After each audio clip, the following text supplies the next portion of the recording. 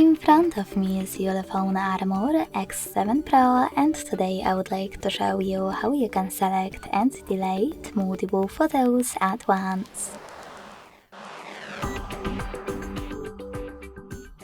Begin by opening Photos app and selecting Photos at the bottom left corner. You can also select Albums, click on the chosen one, and access your photos.